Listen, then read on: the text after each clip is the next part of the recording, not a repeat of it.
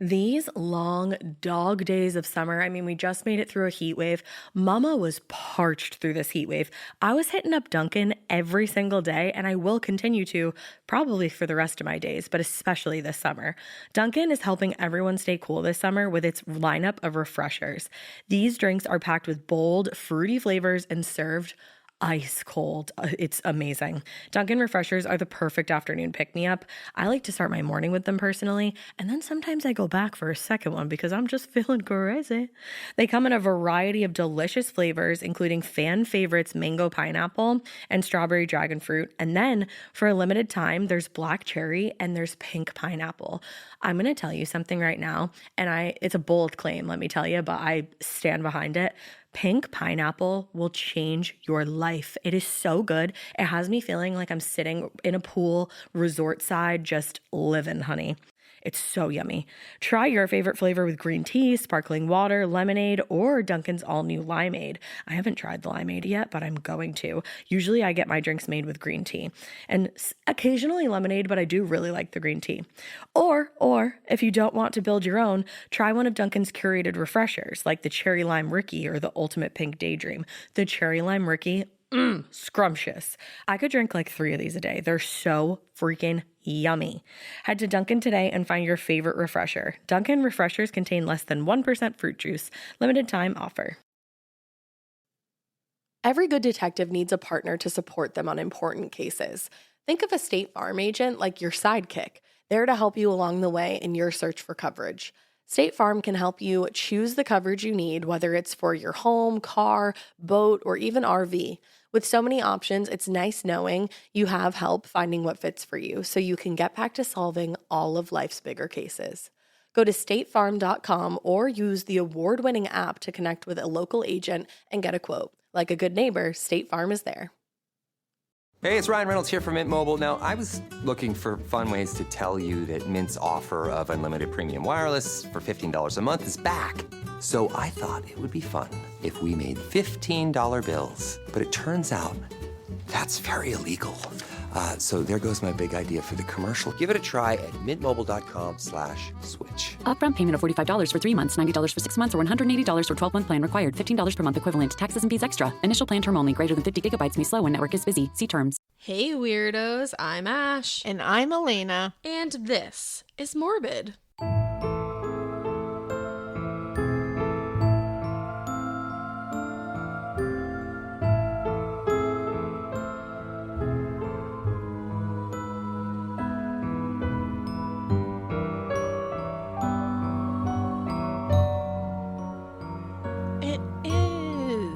I love Morbid. I love Morbid. I like doing a podcast with you. I like doing a podcast with you. Thanks. This has been fun. All That right, sounded scripted as see fuck. you guys next week. Bye. And that was our podcast. That's it. No. We are finally doing part 2 of the Ireland Vanishing Triangle. OMG. I went in like a big search about this because I couldn't wait for part 2. So. It sucks you in. But I'm sure you're going to tell me things I didn't find. There's even more stuff with this that I swear we could go on like a week-long tirade about all of the little like offshoots of this and everything, but I think I've narrowed it down to the important things that I feel like I wanted to cover. Yeah. But before we jump right into it, we just wanted to say we're excited for the virtual live show tomorrow. Yeah. Can't wait to see you guys in our brains. In our brains. And not actually in our eyeballs. Well, and meet the people who got the meet and greet tickets. So we're excited to do that. And, you know, hopefully we'll be able to do more of these while we wait for the world to reopen. We do want to do more. And we are also going to try to do some, I think, that are going to accommodate, you know, our international like the weirdos. UK Like, so we're going to try to do some that will be at different, because you know what? If I have to wake up at like 7 in the morning and do a live show just to make it so that you guys can actually see it at a decent time, I'll do it. That's fine with me. I don't I'm care. fine because you guys rule.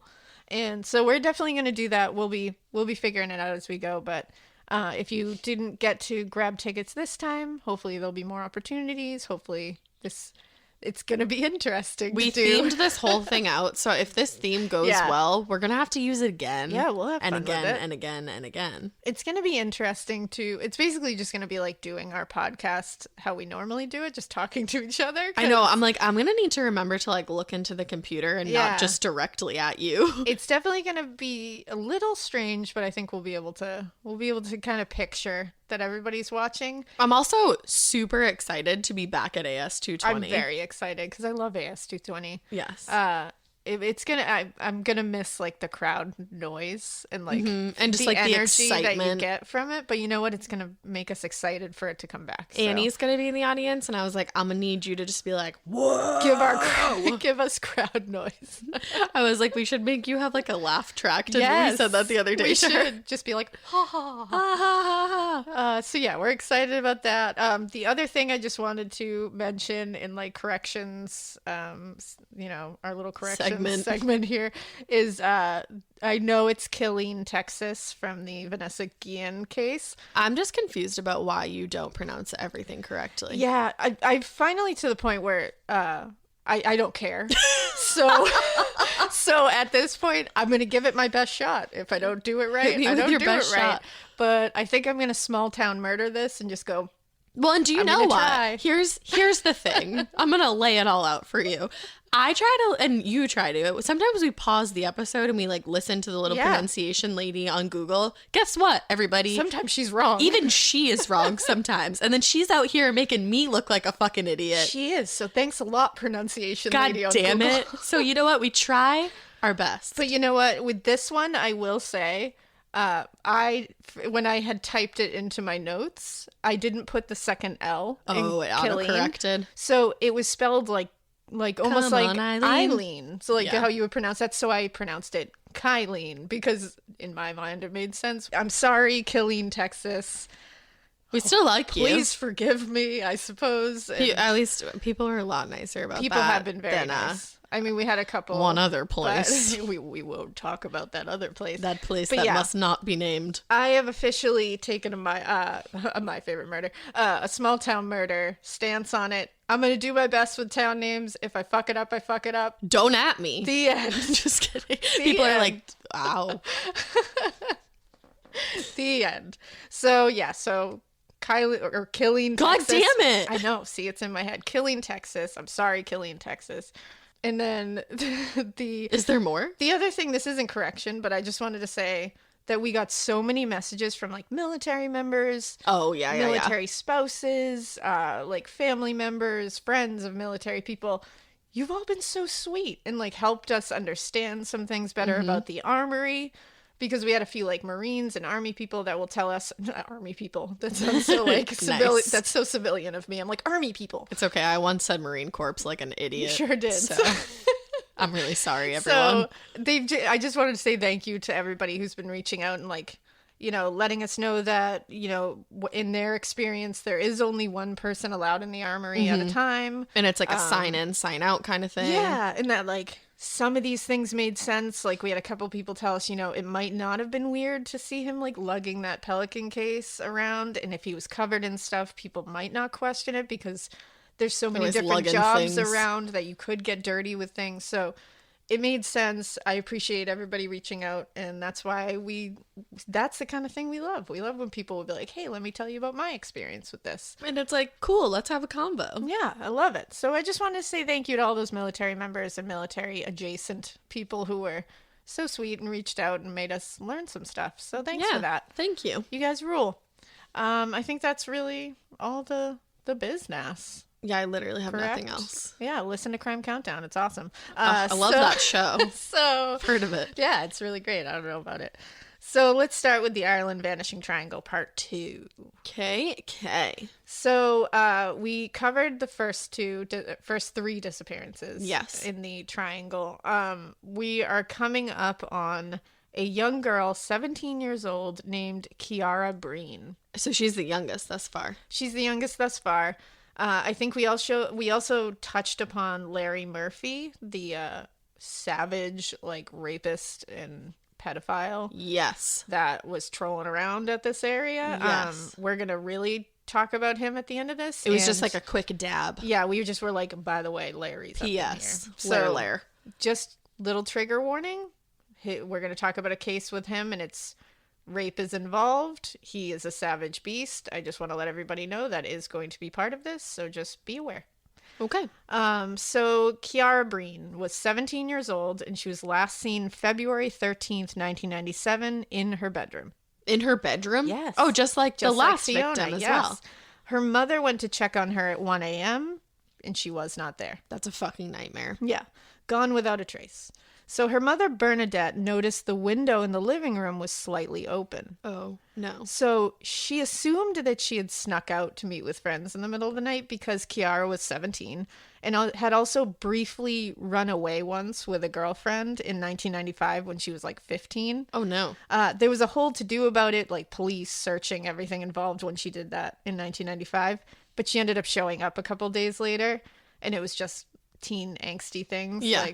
So according to Missing Presumed by Alan Bailey, which is a great book and everybody should read it, after that incident, she seemed to have actually like gotten it out of her system. It was kind of chilled out a lot. Good. It was almost like the tipping point where she did that and then she was like, whoa, I'm sorry. Like, I'm not going to be. We've all had that Yeah. as teens. So her mom waited up all night for her to come home because she was like, I'm sure she's going to crawl back in here and I can nail her. And We're going to get her in trouble. But she never actually did. Oh, that's awful. So 9 a.m. came around and still no sign of her. Mm-hmm. But Bernadette had actually had a doctor's appointment where she was going that morning, and she went and found out that she was diagnosed with cancer.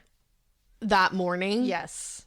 Still no Ciara. So the Gardaí was contacted. Okay. Now, this was a big deal that there was a missing child, obviously, from their bed because obvious reasons. Yeah. But also because at the time, there happened to be a group of pedophiles that were roaming around the area of Dundalk where they lived. And they had been trying to lure children and teens into like sex trafficking situations. Oh, shit. Yeah. One of these perverts was a woman who was recruiting young teens into sex work, and apparently Gardaí had been investigating and had evidence that Ciara's group of friends had actually been targeted before. Oh, no. Because she had a big group of friends. You know, they went out to like little, dining places and stuff. And these like groups of pedophiles will like stand in the periphery and just like watch them. What the fuck? Yeah. That's so eerie. Isn't that horrifying? Also, that just reminded me of Ghislaine. May she get what's coming to her. Mm-hmm. So a few things stuck out when they went over this whole thing. So she had run away before, but this time it just didn't make sense. Mm-hmm. Ciara knew her mother had a doctor's appointment that morning, and she knew it could end up being like a serious diagnosis. She was very aware of it. They had actually had like a nice night together the evening before. They went dinner out together. It was like to take her mom's mind off of things. Yeah. They went home and they watched a movie together. Like it was supposed to be like a let's good calm night. down. Yeah. So she wouldn't have left her mom to face that alone. No. She just wouldn't have done it. Also, she was supposed to meet her birth father for the first time in her entire life in the following days. Oh, wow. And so she was a lot was forward to it. happening. Yeah.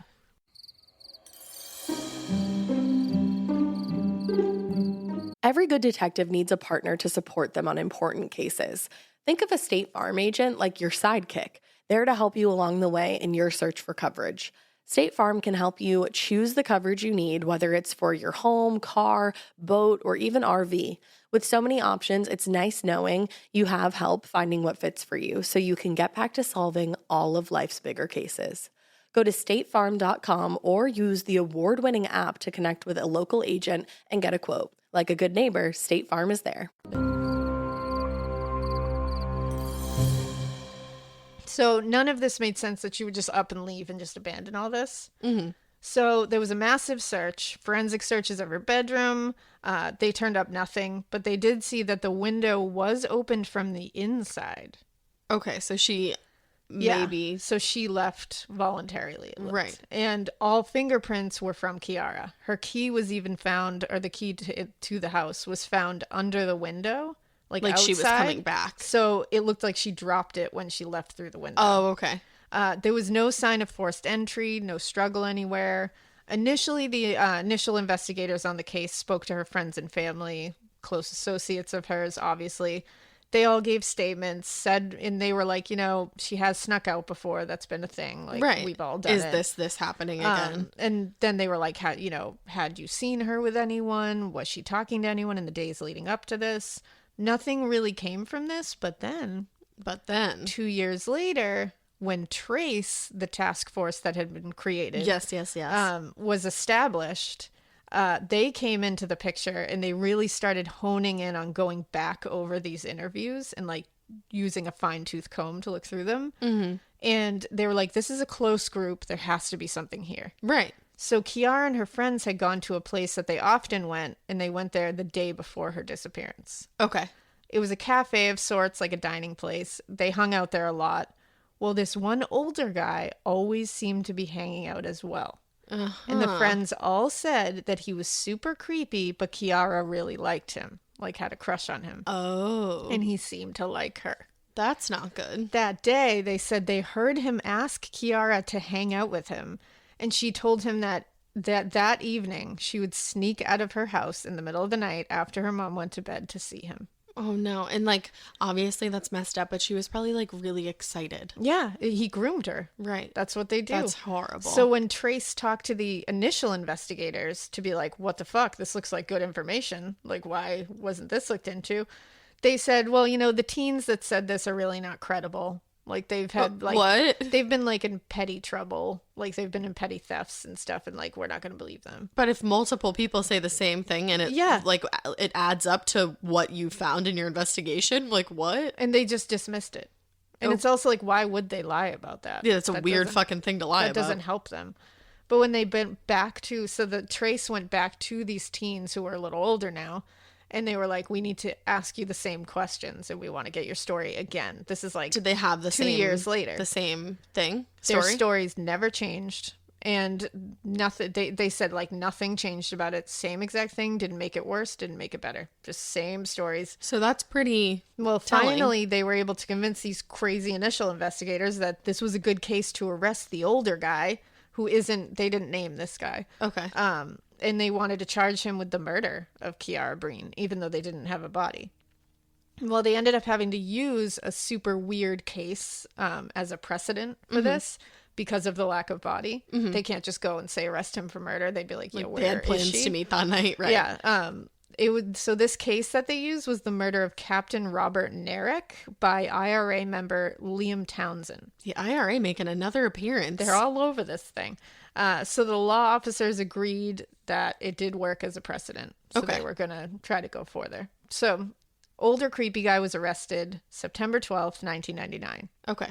They could only initially hold him for 12 hours. They didn't have anything. They had nothing. So they were really just being like, we need to interrogate him in 12 hours and get this confession. Make him crack. Yeah. So during that time, they interviewed him, interrogated him with every way and method they could think of to try to get him to say this. He denied even knowing her. Ooh. So right away, he's a liar. Well, and right away, that's fucking weird. Yeah. Already, you're lying. Right. So I know that you're just holding on to it because you even denying that you know her. That's huge. There's everybody saying you know her. People know you know her. In fact, in that book, Missing Presumed by Alan Bailey, he said that near Ciara's home, it was spray painted on like a wall somewhere, like on the street. Yeah. This guy's name loves Ciara.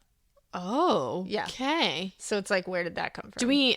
I don't know if you know. Do you know how much older he was? No, it's not said exactly, but he was older. Like, to the point... I'm picturing, like, some 40-year-old doing spray paint, like, I love Ciara. It totally could have been. Yeah, I mean... honestly, the way they describe him is, like, he's a real creepy older guy. Yeah. That should not have been interested in a 17-year-old. Right. But, so this dude held out, would not say... They couldn't charge him with anything, has to go. And they just had to release him. That fucking sucks. Isn't that the worst? Yes. I did read reports that he possibly died of a drug overdose. Ooh, that's interesting. So that, who knows? But either way, he got out of that, and he was able to walk away and live. Damn. So it's like, now do we know? Like, could he have done this to more girls? That's the thing. So people do believe that he's is responsible for Ciara. And the investigators really do believe he was the guy. In August 2015, investigators started randomly searching these specific marshlands in the area. Yeah. And it was because 2 witnesses had said they saw Ciara on the evening she went missing around this area. And then 2 letters were received by authorities anonymously saying police should search that area for Ciara. Oh, damn. Nothing was found. That's weird. But anonymous letters, and then they go look and it's not. Or maybe Yeah. those anonymous letters were trying to lead them in the wrong direction. It's true. It could have been that. Or it's like it's marshland and it's like, who knows? Maybe you're just missing something. Right. It's like, That's we don't really know. That's tough a to lot search. to search. And it's, again, yeah, like you say, it's a really hard thing to search marshlands. It's not easy. So who knows? That was in 2015. They were still thinking they're going to find her. So I hope they I mean, do. fingers crossed that they can find her because, this family deserves closure. That was like a very sad one. It is. They're It all really they're is. all sad. They're all really sad. Yeah, everyone you hear, you're just like, man, that one's sad too. It's Yeah. just like they all just like hit you. Yeah, in a different way too. Yeah, and I'm gonna tell like what my theories on this whole At like the end. vanishing triangle thing is at the end, but I don't think a serial killer is in. You think it's just a sad triangle? I think it's just a sad triangle, and I Yeah. think that Larry Murphy has a lot to do with a few of them. So that was Ciara Breen. Okay. Still have not found her. No trace of her. I really hope they do. I know, it's really sad. So the next one that we're going to talk about is Fiona Sinnott. So Okay. she was 19 years old. She went missing on February 9th, 1998. Her story is really sad. Oh. Again, they're all sad, but like this one just has another element to it that I was like, man. Hits you from another angle. Yeah, it's a bummer. We're really So, getting hit by all angles. She was 19 years old. She was a single mother of an 11-month-old daughter named Emma. Stop. She was living in southwest Wexford, in a little village called Broadway. Mm-hmm. She was living alone and taking care of her child. She was known to be very responsible, very independent. She loved being a mom. Everyone says like she doted on Emma. She flourished just like in that. found her niche being a mom. She had a very good relationship with her family. They lived nearby, but they didn't speak every day, which a lot of people were wondering because she wasn't reported missing right away. And a lot of people were like, what the hell? When it comes to her family, I think it's just a matter of like The way they didn't speak all the communicated. time. So I Yeah. think it just wasn't. But there's another element to it that you're like, why wasn't she?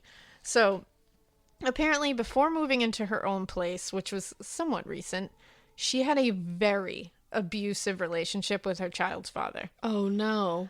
His name was Sean Carroll, and he was about 10 years older than Fiona. Mm-hmm. He was a monster, like an absolute There's monster. so many shitty fucking dudes in this story. Police knew they knew the place where they lived before she moved out Because they were knew always it very there. well because they were there all the time. That always makes me so sad Yeah. when police are like, "Oh, yep, like, Yep, we know knew this that place." She was admitted to the hospital many times because of him. In the Missing Presumed book by Alan Bailey, he says, because remember, he's one of the lead investigators in the Trace task force. Yeah. He says this about one such incident. He said, quote, "She told a number of her friends a harrowing story involving vicious and prolonged sexual abuse that this man had subjected her to when she was heavily pregnant. Oh God. I have personally read with revulsion the various reports concerning this particular assault and can honestly say that if only half of it was true, then her assailant should be stood trial for and should never again have been accepted back into normal society." Wow. And then he said the attack bordered on barbaric. So he's obviously a good suspect in her disappearance. Jesus. Already. Yeah. And while she was heavily pregnant. That reminds me of the Ariel Castro story. Oh, it's horrific. Horrific. So the night she went missing, she had gone to a pub called Butler's with 3 friends. Baby Emma was with her ex's parents. So with Sean's parents. Uh-huh. Now, even though he was a monster, They were cool. She wanted, I don't know how cool they were. I think she was like, they're her grandparents. They need a and they want to be a relationship. part of her life. So I'm not going to deny that. Good for her. So that she says a allowed lot it. about her character. Yeah, that she was like, you know what, we'll let this happen. So baby Emma was with Sean Carroll's parents. Apparently throughout the night, her friends noticed she kept wincing, like in pain. Mm-hmm. And they were like, what are you doing? Like, what's Yeah, the like, matter? you good? And she said that her upper chest and her arm hurt. Like a heart attack. Almost, yeah. It seems to me. I'm like, did anyone think to be like, You're having a heart attack? a myocardial infarction right now? That's exactly what they would say. She, Fuck, I think she's having a myocardial I think infarction. she is. I don't even think I Infarction? said. What is it? a myocardial infarction. Infarction? That just sounds like fart. Oh, Ash. I'm 12. When you are. So she wouldn't say what was causing this issue. She was just like, yeah, this is what hurts. So That they can were also like, be anxiety. yeah, and they were like, so during the evening, you know, she wouldn't elaborate anymore. She was just like, yeah, it hurts, whatever, I'll figure it out. She kept saying she was going to the doctor's the next morning, so she was like, we'll figure it out. Well, during the evening, her ex, Sean, walked into the pub. Oh. And he didn't come to like hang out with this friend group, obviously. No thanks. They didn't say a word to each other. They saw each other, did not acknowledge each other. He just walked in and he sat at the bar and drank alone all night.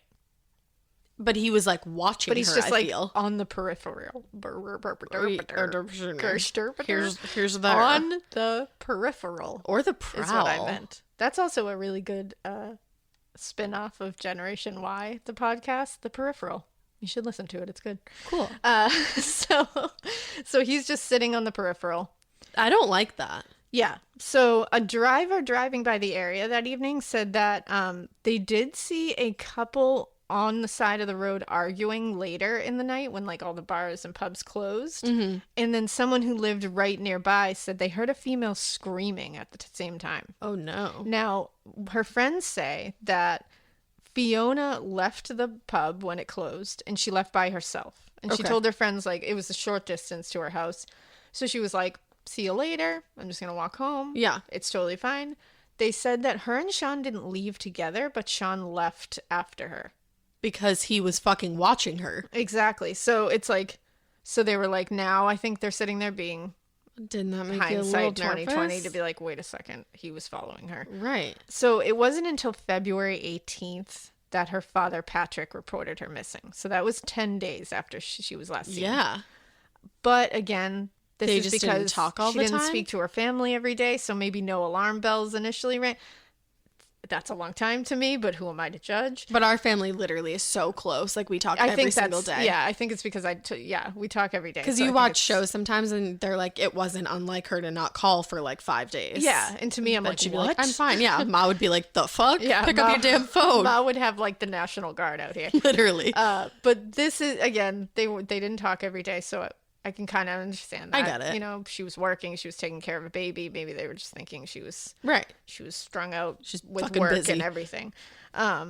But the fucked up part is that her daughter was with Sean's parents that evening. So in 10 days, they weren't concerned that she wasn't coming back to get her daughter. Yeah, that's odd. Like, she went out for a night and never came back. I wonder if, like, because Sean was, like, such a shit stain, he had told the parents, like, shitty things about her. And maybe because of her age, they were like, oh, well, maybe she just, like, ran away or, like, you know what I Well, mean? Did they ever say anything? They do believe that this whole thing was set out to make it look like Fiona abandoned her Right. child and just left. Right. But no. Obviously she didn't, Yeah. but I could see where maybe his parents have a different... It sounds like his parents are not like the super, light of the universe here. Oh, no, I'm So not thinking they are. I don't think they were super like, oh, that must be it. I think they were just like, whatever. Cool, we have our grandkid. I think they were literally like, we don't care what happened to her. I agree. So- I get that. So investigators talked to Sean, and he said, because they were like, you followed her out of the pub that night. So We like, all know it. what the fuck? And you have your daughter. What's going on here? So Sean was like, okay, well, he said, I met her outside. We talked a little bit. I walked her home. Because I'm such a good guy. Such a gentleman. And he said he slept on the couch because she was complaining, like her friend said, that she had arm and chest pain. And I wanted to be there And for he her said- because I'm so awesome. He said he was worried, so he slept on the couch. The next morning around, and she had told him, I'm going to go to the doctor's the next morning. So he was like, okay. So the next morning around 9 a.m., his mother, Emma's grandmother, came and picked him up at Fiona's home. Okay. So again, she wasn't like, hey, is Fiona going to take the baby back? So whatever. So the mom picks him up. They went back to the grandparents' home where Emma was. Emma just stayed there forever, and Fiona's parents barely get to see her. Like like they've like cut Fiona's parents out of seeing. That's their granddaughter. horrific. To me, Also, the Carroll sounds family, pretty planned. Yeah, well, it gets even worse. So to me, the Carroll family has a lot to answer for because Yeah. I'm like, Sean knows where the fuck she is, and they know. Right. They know more than they're letting on. I agree. So obviously, investigators did a search of her home. They found no evidence of foul play. Everything was pretty normal, but there was one big when they came in. Hit me up. The house was almost completely empty. And what I mean is, it's like no one had ever lived there. Everything was gone. It's like it was vacant. There was no personal items. Ooh, that just in the house. creeped me out. And they were like, wait, where's a all her 19-year-old stuff? teenager lives here with her 11-month-old daughter. There should be shit everywhere. Right. And they were and it wasn't like, oh, there's just not a lot of stuff. Nothing was in that house. And was it cleaned? No personal items were in that house. Where the fuck did they go? So they Did were they like, find them? Well, then they started asking people who knew her. They were like, did she just not have anything in that Is she house? like a very Like, minimalistic human like, being? what happened? People who had visited her were like, oh no, there was shit everywhere. In fact, she was like very known for being a messy person. And she had an Retweet. 11-month-old. So it was like toys were everywhere. Yeah. Baby things were everywhere. Right. And they were like, no, that was not an empty place. The place was cleaned out. That's So scary. this case went all over the news, and the news did say that the place was cleaned out, that there was nothing in there. So suddenly a farmer in the area contacts authorities and it's like, He's got a landfill, huh? he's like, so that girl's house that was empty? Well, before her disappearance went public, he was checking his cattle and noticed that someone had dumped a ton of black garbage bags in his ditch. And it was on his property, but he said that happened a lot. People like illegally dump on his property. So he was like, he figured it was just somebody else who had thrown all their garbage in there. Right. But then he was like, wait a second. Well, he was pissed. So he was like, you know what? I'm just going to light all these things on fire to burn it and get rid of it. okay. Because I'm not going to lug all these to like a landfill. I'm just Yeah. going to light them on fire. Destroyed the evidence accidentally. Fuck. But he did happen to open one of the bags to make sure he wasn't destroying anything like valuable. Mm-hmm. He just like peeked in and he said he found medicine containers in there with the name Fiona Sinnott on them. Stop. So that was all her stuff. And this was days before she went missing? Well, no, this was before news had broke of her Oh, disappearance. okay, So this okay, was okay. within the 10 days that no one knew she was Gotcha, even missing. gotcha. He happened to find these. So it was in that 10-day period where Sean was cleaning out her house. Exactly. Right. So they had set up roadblocks. They had asked drivers in the area if they saw anyone hitchhiking matching her appearance. Nothing came up. They couldn't find anything. And I think that's because she went home with Sean, and that was it. I think that was the end of it. When speaking with her friends, they mentioned another instance of Sean being a crazy person. Oh, Because they no. were like, let me tell you what kind of person he is. She had met, like, only days before she disappeared, she had gone out and met an English truck driver. And they had hit it off, and she spent the evening with him in the cab of his truck. Cool. Like, get it, girl? I was going to say she's having a hot girl summer. So... She is. So Sean found out. He came to the cab. He starts slamming on the cab door and screaming for her to get So out. here's the thing, though. Why is he always just like a little bit away? He's just around. Because he's fucking stalking her. he's lurking everywhere. Right. Well, she didn't get out of the cab. Yeah, she's like, fuck you, And- Sean. This guy's awesome. Yeah. And he left finally because it was just him. But when the investigators then spoke to the truck driver, because they found this guy, because they were like, now we got to talk to you. Yeah. He was like, oh yeah, that's 100% that happened. Like, we met, we were together in my cab, and this happened. And he said, let me just tell you though, Fiona, the face she had when he showed Terrified. up was pure terror. And he said he had never seen someone's face like She probably went like super pale. yeah, and he was like, when Sean showed up screaming for her to come out, she was paralyzed in fear. And he was like paralyzed. Like that man has broken done her. horrible things. So people think may have been the tipping point. Like this is what set him And off. that's what set him off. And that at the pub that night she went missing, he was just watching her and waiting to strike. And just Yeah. waiting for her to be alone. So what the fuck happens to him? So he happened to also, Sean had a bunch of drug charges on him. And he had like a gang of like, people that were getting in trouble with drugs. And when his gang, and he was arrested at one point for drug charges, because again, they had no concrete evidence about Fiona. They didn't It's have just a body. circumstantial. He cleaned the place out. All they have is people saying he's a shithead and that he followed her out.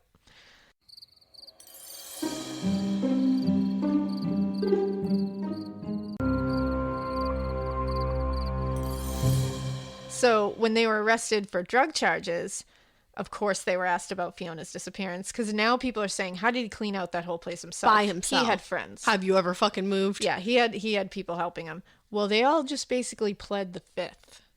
Oh. So all of them So were when you- basically like, we when you weren't sit arrested there- for that. We're not going to talk about it. When you sit there and plead the fifth, it's so incriminating to Yeah. plead the fifth. Like, It it's is. just saying, I did it. Yeah. You're And- OJ Simpsoning it. And in this case, that's them being like, I wasn't arrested on this, so Like, I don't have to tell I'm not you. going to talk about it. And the idea that he, basically the idea was floated that he had killed Fiona, and then his friends helped him dispose of the body and empty her home. And Great. it seems like a really good theory. People. In September 2008, Fiona's family and friends had a memorial ceremony in Our Lady's Island Cemetery for her because she was officially declared dead. And they still didn't have a body. still didn't have a body. That always makes me so sad. And they had a plaque put up for her on the wall of the cemetery for her in memoriam. Yeah. And they had put that plaque up the day before, or they had it put up the day before, and then they were going to unveil it at the ceremony the next day. Oh, no. The day of the memorial, the plaque was gone, stolen. What the fuck? And How do you steal a plaque? Investigators think that her murderer or people involved with it stole that plaque. Why would you even do that? Yeah. Like, And then why are you so fucked up? I guess one of the guys that they had arrested, as part of Sean's whole inner circle, had started to become somebody near him was like, he's starting to crack. And he's starting to talk about how he did this. He helped cover this up, and he's feeling really guilty, and he can't handle it anymore. Let's And pile so on they the were guilt. like, let's do this shit. Well, that dude ended up overdosing and dying of a drug overdose. And they don't know if it was on purpose or accidental, but either way, they weren't able to get him Damn it. to crack. They got to get somebody to crack in this. So like again, you, not. I know. I can't believe, and I know it does happen, but it's hard to believe that many evil, fucked up to the core people find each other. I know, it's true. And There's got to be like at least one that you can crack. there's not many coincidences in the world. No. And this seems to be a whole lot of weird coincidences. Yeah. And just, yeah. I mean, as far as I'm concerned, and as far as investigators are concerned, they're pretty sure that's Like exactly typically what happened. a lot of coincidences in a case actually just translates into a lot of circumstantial evidence. Exactly. And unfortunately, this is the situation here.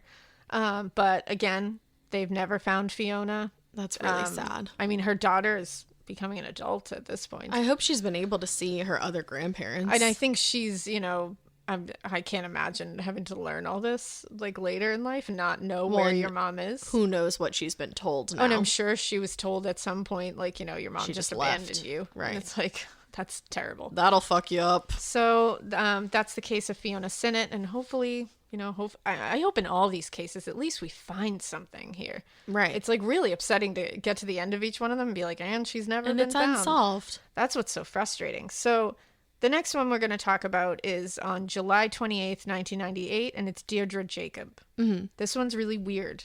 And this is where Larry Murphy comes in hard. So she was 18 years old. Deirdre wanted to be a teacher. She was going to college in London at St. Mary's University. She was home with her parents for the summer at the time, and she was super smart, very happy person, had a great home life. Mm-hmm. Everything was fine. She was doing great. She was last seen walking in through the front gates of her parents' home, July 28th, 1998, and was never seen again. So that's Not even walking weird. through the door, just getting to the front gate of Yeah. her parents' home, and that was the last time she was seen. Isn't that so weird when, especially in this case, there's now 3 people that were last seen like on the property of their own home. Oh yeah, it's really creepy. So she had been in Newbridge, in town that day, just doing some things around town, some errands. She visited her grandmother, Bridget O'Grady, which I'm like, that's a great name. That really Bridget is. O'Grady. She's got stories. Yeah, she does. She has so many stories. She was particularly in town that day, too, to get a bank draft so that she could make sure to secure her apartment in London with a roommate for the second year of college. Mm-hmm. So she wanted to make sure to get that in, get that settled so she could make sure she was set. So she had shit to do. She had shit to do. She was a girl on the move. She had plans and she was doing it. Right. So she left around 3:02 p.m. and she called her grandma, like left town. Like she was, you know, on her way back, she called her grandmother again just to check in because she was just a good granddaughter. I love that. It was about a 25-minute walk from town to her home, and she walked it all the time. It was on like country roads. And on her walk, she was spotted by at least 8 to 10 people who confirmed she was walking home. 6 of these people knew her personally, so could say, yes, I spoke to her. Most of these people spoke to her on the walk or like waved to her or anything. So they knew that it was her. This is not just like random people driving by. There's also CCTV footage to confirm that she was walking around town that day and that she'd gone into the bank when she did, that she had used the phone. She was wearing a navy blue shirt, blue jeans, Nike sneakers, and a black messenger-style bag with the words cat in yellow letters on it. It was a very distinctive bag, and people really like honed in on this bag because not a lot of people have it. Yeah. But they never found it. Now, her mother returned home from work that night at around 6 p.m., and Deirdre wasn't home. And she was like, that's weird. Immediately, she was concerned. This wasn't a case of like, oh, maybe she's going to be back. She was like, nope. Deirdre said she was going to be back around like 3:30, 4 o'clock. She's not home by 6. Something's wrong. Like she would have called. Immediately, because she was like, this just isn't Deirdre. Her parents pretty quickly called the police, and the investigation began right away. So a ton of rumors began circulating, and sightings started rolling in. Most of them were not helpful. Which they were like, is annoying. I think I saw her here. I think I saw her here. Just and people that want to be happen. involved. Yeah. Then one sighting came in that intrigued investigators and still does. So a man called into the Shannonside Northern Sound radio station and said he was driving a truck in the area that day that Deirdre went missing. And he said he saw her on the side of the road, and he said he met her when she was hitchhiking near County Kildare. And he had stopped and asked if she needed a ride. He was like, where are you going? I can probably bring you. She was going in the direction he was, so she agreed, and he drove her to Carrickmacross. I just looked it up. That's exactly what the person sounded like. They did. I looked it up last night, but then sometimes you like forget. Like you write it down how it's supposed I'll to look say up it. I'm something like 42 times, and then I'll be still say recording it and I'm wrong. like, fuck, what was it? Because I get do I like say it? anxiety. So it's Carrickmacross. See what you guys have done to us. See. But I'm right about this one. My Irish ladies and bros can tell me. Hey-o. So he drove her to Carrickmacross and he dropped her there. And he had called this radio station 10 times to try to tell them this story. Okay. He also wrote a 4-page letter detailing this and sent it to the Leinster Leader newspaper. So this dude was like, I know where she was. I saw her. I dropped her here. She didn't go straight home. Like, I'm trying to tell you, she was in Carrickmacross. Okay. So Deirdre had spent time in Carrickmacross recently with like friends. Sure. And people thought, maybe she had met another friend there and was going to visit them and just failed to tell her But family. wouldn't she have told Bridget? She would have. Her family went there a ton of times and like passed out her photo, missing posters, asked people about her. Nobody had anything. No one had seen her. The truck driver refused to identify himself. Weird. So they were like, come on, man. So January 9th, 1999, Trace decided the only way to get him out of hiding was to release a recording of his call via the Garda press office. Apparently had a very distinctive Northern Irish accent, and tons of people, like hundreds of people called in to be like, oh, I know who that is. Is like, he a that's a creeper? very distinctive. Is it Larry? He's not even a creeper. They were just like, oh, I just know who that is. Or I at least know where he's from. Like, they'll be like, that accent is from here. So they had a name now. And they said he lived in a village of Fermanagh. Fermanagh? Shit. Look it up, I'm bitch. checking it. Fermanagh. I was right the first time. When we listened back to that audio, that was really aggressive sounding of me. Like, shit. And you know what? I wrote down the pronunciation like phonetically. How But it should then say you it. double I still think. second guessed myself. Again, I'm in look my head. what you have done Look what to you've us. done. Like Alaina's twitching. Guys, I'm a shell of who I was. Okay, because of this Killeen and Naperville and all God that. damn you. So Fermanagh. They said he lived in this village. It was in Northern Ireland, but he lived in a different jurisdiction, and so Trace couldn't just extradite him over the border just to interview him. Wait, I'm sorry. Is Fermanagh of the village? I got caught up. Fermanagh is the village. Okay. I'm sorry, and it was in Northern Ireland. Okay, sorry. But they couldn't just extradite him over the border where they were. Right. And they couldn't just do it just to interview him. Different jurisdictions. Yeah, they didn't have formal charges, so they were like, we got to figure out how to get him here so we can have him. We need him. We need him. So they found out through badass investigative work that he happened to shop at a local supermarket in Monaghan at certain times every week.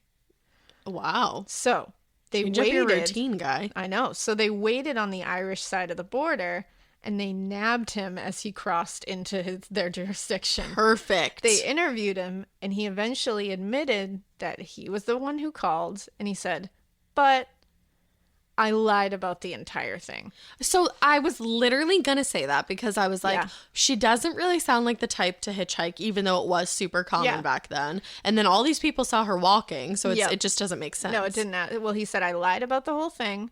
He had an alibi that checked out. Why So would they you were lie? like, Why would you write a 4 fucking page letter? well, they were like, so you called 10 times and wrote a letter. Like, you were very invested He in just selling really this wanted lie. to be involved. He said he had lost his young daughter in a shit. car accident that he felt responsible for. And he thought if he could provide this false account, that maybe it would provide her family some hope that she was still alive.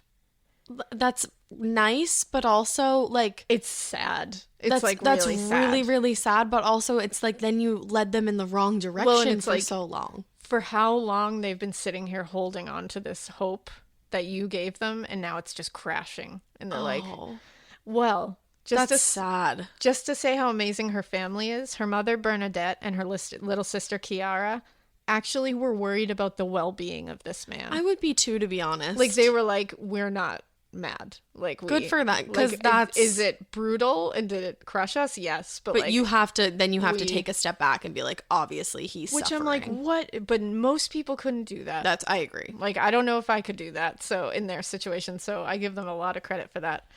But it's a sad situation. That's a sad situation because that's a grieving father. Right. And he said, I know how it is to lose a child, and I just didn't want them to feel that they lost a child. Oh, that's really sad. And I was like, that's a really fucked up nice thing to do.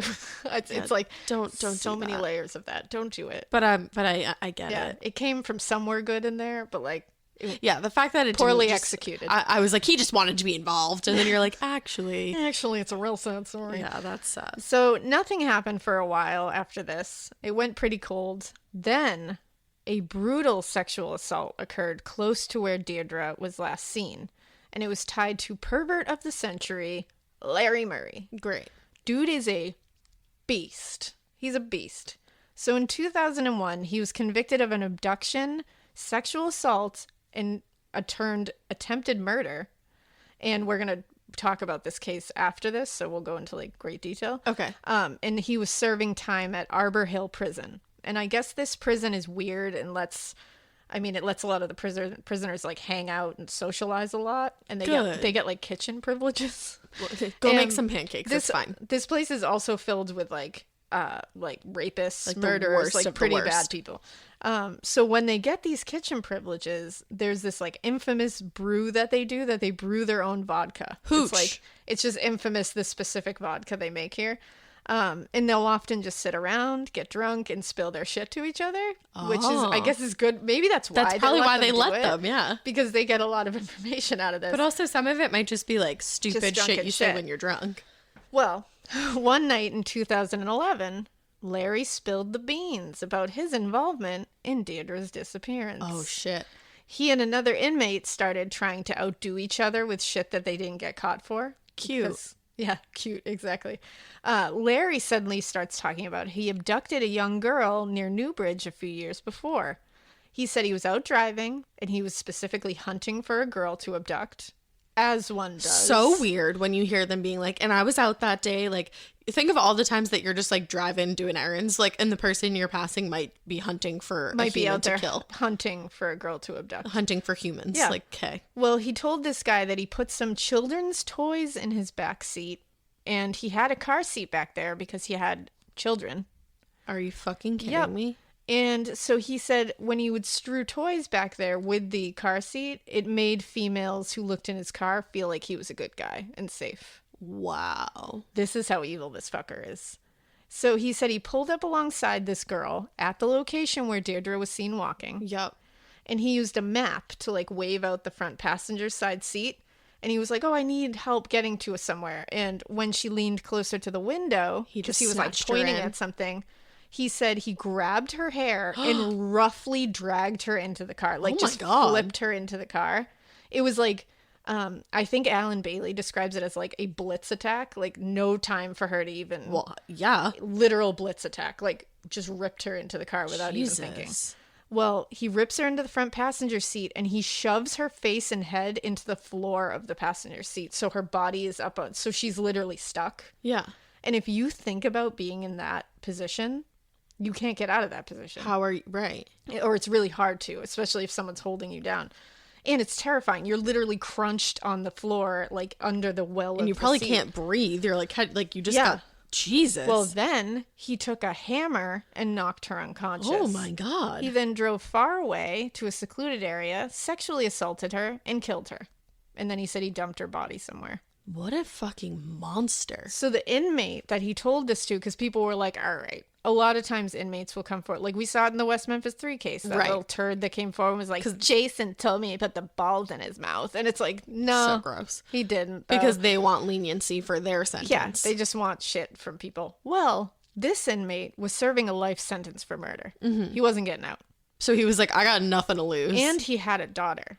And so he said when investigators, because Trace went and talked to him and they were like, listen, one, we're not giving you anything for this. Mm-hmm. You will still have a life sentence. We're not going to protect you. We're not going to give you anything. You get nothing out of this. Right. Just so we're clear. And he just thought it was the right thing to do. And this guy was like, I know that. And that's fine. And then they were like, you might get targeted for ratting out a fellow inmate. And he said, even if he was killed for it, he was like, I have to say it. I can't live with this. Good. And then he said, I have a daughter. And he said, I can't protect my daughter because I'm on the inside here. And he said, but if this fucker gets out and can do this again, I will fear for my daughter. Wow. So he was actually like, I'm like, that man murdered somebody? I know. What the fuck? It's so strange how people's minds can work like that. They like one thing is okay, but other. the other isn't. Yeah. And he was in for murder on, I guess it was like it wasn't like a planned murder. It was like over a debt and there was an argument and he killed someone. That is by no means okay. No, but it's a different, it's a weird, it's a weird murder, but he was a murderer. Yes. So you just are like, you shouldn't have those feelings. I don't know. Right. But okay.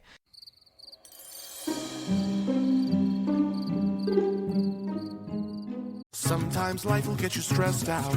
Lucky you can always count on text now. Free talk, free text, free 5G, and they'll never shut you off. Cause like I said, it's free. Text Now's got your back. Nationwide, no long-term contracts. So don't be nervous about losing service. Text Now's got your back, that's their sense of purpose. No matter what comes next, you've got free talk and text with the Text Now app. Download it today. Wireless plans require the purchase of a SIM card. Visit textnow.com for terms and conditions.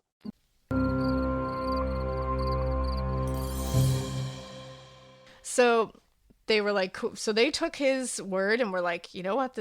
He has nothing to gain from this. Yeah, why would he lie about this? And when you look at Larry's bullshit, it fits right along with what he does. Wow. So here's a little taste of Larry's bullshit. No, thank you. I decline. This is a tough one. So it has rape in it. So just as a trigger warning. Okay. So February 11th, 2000, Larry eats.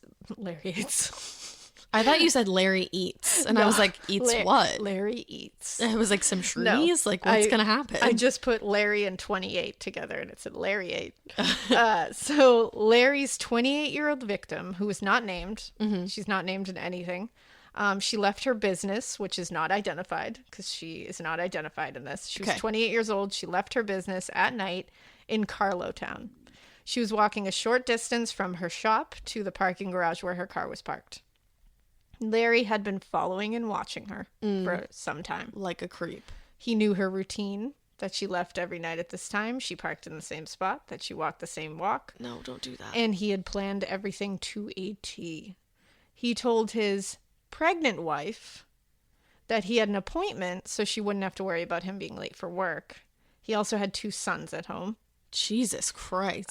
He parked his car with the child seat in the back, away from the woman's car in the outside of the garage. And he had an entire plan in his mind about how he would abduct her and what he would do. She got into the garage and walked towards her car, and Larry was up behind her in seconds, out of the dark. He screamed at her to give over her purse, and she pulled it away. She was like, fuck you. And he punched her square in the face, breaking her nose immediately. Oh my God. She fell backwards, and he pushed her into her car. And then he pushed her face into the floorboard of the front passenger seat. He ripped her bra off as she was in that position with blood pouring from her nose, and he tied her hands with her bra. What the fuck? He then took her shoes off. That's weird. And in the book by Alan Bailey, which again, everybody read, he mentions that he thinks this is just like a vulnerability thing. Because he said, if you think don't have about your it. When you shoes. take your shoes off, you do have a weird level of vulnerability. You can't get away as fast. So he then drove her own car to his own car and transferred her into his trunk. She was screaming in the trunk, so he turned the radio up as loud as possible to drown her out. Hate that. That's my thing. I hate it. That's like one of my 84 things. I hate it so much. So he drove her to a secluded dirt road. He ripped all of her clothing off, completely naked, threw her in the passenger seat, and brutally raped her. Oh, God. When he was done, he threw her naked into the trunk again and drove off again to a place called Spinnan's Cross in Kilranelagh Woods. Don't know if I got that one right. I think you did. You know what? I gave that one my best shot. So that one's a tough one. So Spinnan's Cross in Kilranelagh Woods. He dragged her by her hair into the passenger seat again. And another instance of hair. Yep. Pulling by the hair. And this time he sodomized her and first forced her to perform oral sex on him. Oh, God. She said she was terrified because he was so unhinged and violent. He was a madman. She was probably thinking she was going to get murdered at any second. She said, I was just waiting for him to kill me. So she stopped resisting and just complied because she was like, I'm trying to make him calm down. And she was like, I feel like me resisting is getting him angrier. And more... it's almost like they get off more from that. Exactly. So she complied. She started just not fighting back. It worked. He tried to literally cuddle with her after he raped her again. What? That's so terrifying in and of itself. Horrifying. Then then she says he just started talking about his life and opening up to her. You know how every now and then you get a glimpse of that with one victim? That is the weirdest thing. He just laid there and gave TMI details about everything. She was like, in my head I was thinking, he's telling me all this because he's gonna kill me. Right. There's no way else he's would he gonna tell let me me, this? because he just told me he has a wife, he has kids, told me everything. Right. So now I know so much about him. Shit he did probably. Yeah. So she was like, awesome. So he's cuddling with her. Then he just starts asking her questions, and she's trying not to answer him. She's being like, oh God, I just wanted him to fall asleep so I could try to get out of here. He then all of a sudden out of nowhere gets angry again, grabs her hair, and tries to drag her back into the trunk. Oh my God. But she freed her hands and grabbed a can of spray paint from the trunk. Wow. And sprayed it directly into his eyes. Fuck yes. Except damn girl, nothing came out of the spray can. Wait, I'm sorry, what? Nothing came out of the spray can because you have to shake a spray can. No. Oh, fuck. That's the scene in Scream where she keeps locking the doors, but he has the fucking thing on the outside. Yep. Fuck. Or when Gail Weathers is time's up, asshole, or and whatever then she the says, gun and isn't it's loaded. Click, click, click, click, because it's on safety. Oh, right. You gotta click the safety. Yeah, it's no good. Fuck. So, what a badass to be just swipe that kid's brand and be like, fuck just shake it off. really quick. It's okay. But it's in the moment. No, you don't have any time. What are you thinking? Fuck. Nothing came out. He was pissed. Even more. So he shoved her into the trunk. Oh, God. Puts a plastic bag over her head. No. Is trying to suffocate her, and at the same time is using his hands to strangle her. Oh. So he's fucking unhinged. Like, he's gone. So she swings her legs over the side of the trunk to try to get out, just to try to get up. Oh, God. And he, while he's strangling her with the bag over her head, takes the trunk, the door of the trunk, and is slamming her legs over and over again with the trunk. Like, monster. Yeah. She started losing consciousness. She said she was trying really hard to fight back, but obviously, holy You have a shit. fucking plastic bag over your head, and you're being beaten at the same time and strangled. You have been brutally raped for hours. Yeah, It's you're like exhausted. Your body is probably, like, so exhausted. Well, suddenly a car appears and shines headlights on them. Oh, my God. So he throws her on the ground naked with a bag on her head, jumps in his car, and flies away. So 2 men get out of this other car. I say this all the time. Imagine being the fucking car that rolls up on this. Well, these 2 men get out of this the car. poor woman, she probably, all she wanted to see was like a fellow woman. Just a woman, man. Like, please. But I will I'm sure give it to they're great. these men because they saw this, like, going on, and they thought it was like a couple arguing, and they said it looked really, like, violent.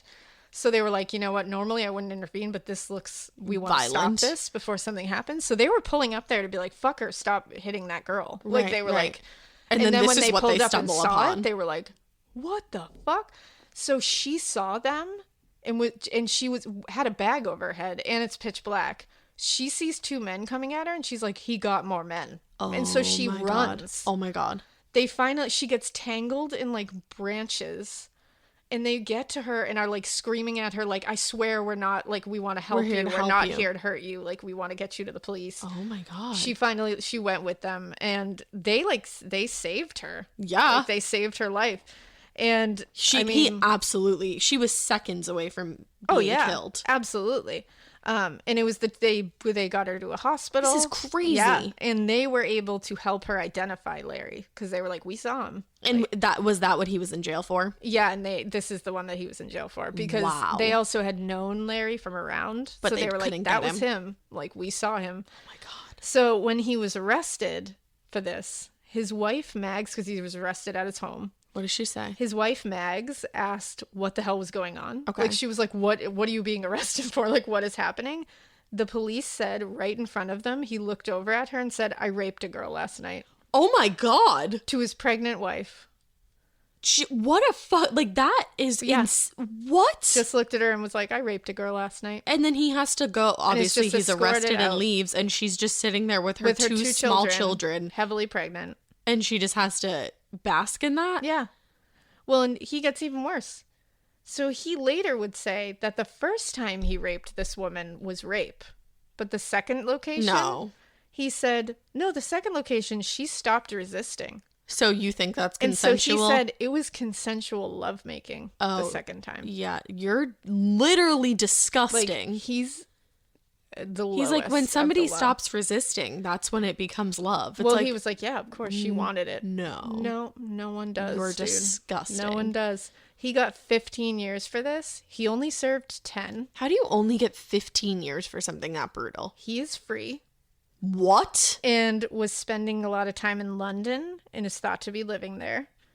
So the Gardaí are monitoring him and preparing to possibly arrest him for Deirdre's murder now. Holy shit. And this is actually new, like 2020 new. 2019, 2020 new that they have been monitoring him. Did this inmate come forward pretty recently with that? I think so. And they were able to, like, actually get more. Yeah, they were able to go back over everything and, like, gather more. Wow. So they are monitoring him. They also believe he could definitely be involved in Annie McCarrick's disappearance and Jojo Dullard and possibly, like, 4 others. Wow. So they were enhancing the CCTV footage of Deirdre from the day she went missing, like, digitally. Yeah.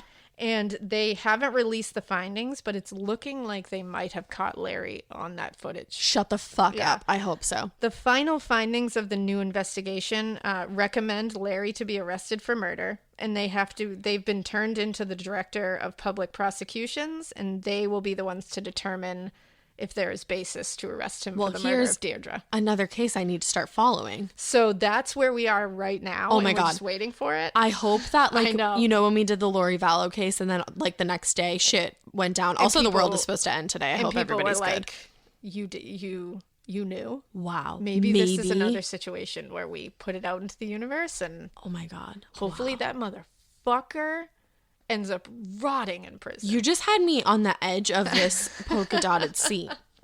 It's a wild story. That poor woman. Can you imagine? Well, and how do you live your life after that? Like, I would Honestly. never be alone again. Of course not. She was just walking to her car. Like she did every other And night. several times she thought she was dying that night. I am mean, on such high alert whenever I get out of my car because of this podcast. Oh, my head is on a constant swivel, baby. Like, I am never. My keys are constantly in between my fingers. Hell yeah. And actually, I keep my key in between one finger and then my bottle opener in between another. There you go. See, I have a little turquoise can of mace on my keychain. That you don't have to shake. So, fuckers. That was the worst part of that whole thing. It killed me.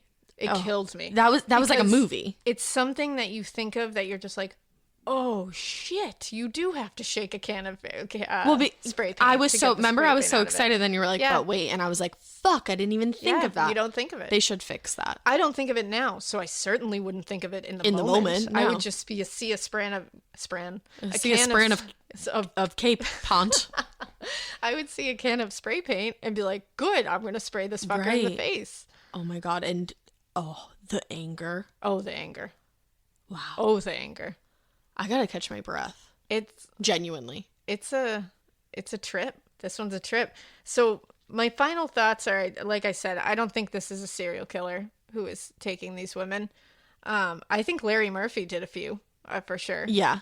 Especially Deirdre. I think that he Definitely probably Deirdre. looks good for some other ones. I wonder if really he get was into at it. the live music place that night. That's what I'm That wondering. Annie was at. And I think that they're doing a very good job of keeping certain things Close to the close chest. and then other things releasing. And I Yeah. think they're doing a good job to gather a case to really Right. get him. And I think specific suspects are good for like Ciara and Fiona, like Mm-hmm. the exes and the weird old guy. I think those definitely make sense. When it comes to Annie McCarrick, I'd be interested. I couldn't find much about like what connects Larry to her. I think the only thing he would have been Maybe it was in the area. Yeah, why can't I talk? But with her, I think that IRA theory That's is pretty is strong. a pretty good one with her. But I mean, the other ones are anyone's guess, really. Yeah, they really are. But it seems like this is just an area of just bad juju when it comes to this stuff. It really is. But I want to know about the pregnant Fiona, who they have that Fiona linked Pender. to. Yeah. That one's an interesting one because they found the cross that Yeah. said she was buried here With on that this day. specific date that was like important to Yeah. somebody's life. I want to know more about that. I feel like that one, and I mean, the good thing is they're still actively looking into these Yeah, cases. Trace so- is doing the damn thing. Trace is pretty badass. We need Trace to come on over here and work on a few things. I know. They need to get on Once Jean they're Bonnet. once they're finished. I want them on Jean Bonnet. I want that. Well, okay, so are you finished with the I'm case? finished, That so was that's the case. incredible. I know that we've mentioned like Ghislaine a few times or Ghislaine. I don't know which the right one is. so really, who gives a shit? I don't care. I don't want to. I don't even want to say her name Scum of correctly. the earth. Yeah. I don't even know if I said this to you yet. You can, well, don't stop me because I don't know. I didn't say it to anybody else on the podcast. I'm so excited. apparently there's this photo going around. Oh, I saw this. Okay. Yeah. So people don't, so the photo, if you haven't seen it yet, it's a photo of Jean Bonnet and people think that the woman behind her is Ghislaine or that Shithead bitch. Magoo. Yes. And it's like, holy fuck, that is kind of weird. Except It is. he who must not be named, who I don't want to be sued by, is also a pretty good suspect. There's a lot.